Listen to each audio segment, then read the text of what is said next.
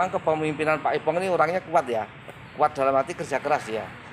Karena beliau ini kerja keras, maka sudah barang tentu ya ibaratnya orang berjalan gitu ya cepat. Dan bisa terlihat sebetulnya hasil pembangunan yang dicapai itu bisa dilihat.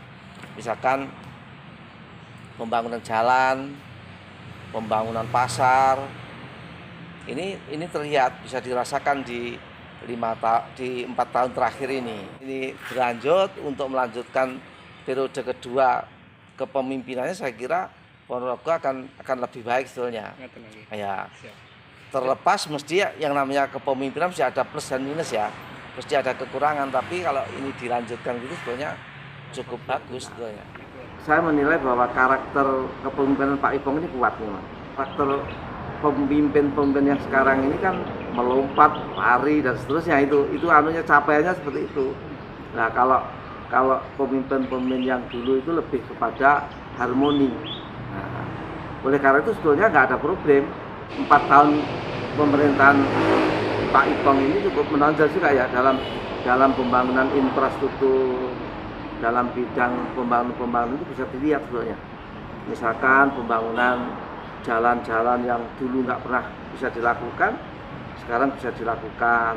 Misalkan antara Jeruk Sing sampai Soko perbatasan Trenggalek mulus, antara Bungkal, Rayun, Jajar mulus, antara Selaung sampai Bon Kandang, Rayun bagus, terus Sampung bagus. Ya memang ada beberapa titik yang akan diselesaikan, tapi secara umum pembangunan jalan ini bagus menurut saya. Ini adalah konteks kepentingan masyarakat ini, kecepatan Pak Ipong untuk melakukan program pembangunan inilah mungkin. Yang namanya kebijakan tidak semuanya puas memang.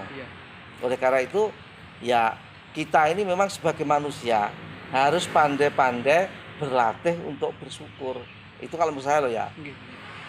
Nggak ada puasnya orang hidup. Nah, oleh karena itu pandai-pandailah untuk bersyukur, untuk memaafkan siapapun. Kalau ada yang salah kita maafkan, kalau ada yang kurang ya coba kita benahi, begitu. Nah, kontrak-kontrak politik yang dilakukan sekarang sudah sudah nampak sebetulnya. Sudah bagus sebetulnya, tinggal lanjutkan.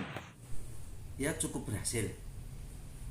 Harus kita akui bahwa ini cukup berhasil. Artinya pembangunan juga bisa dilihat.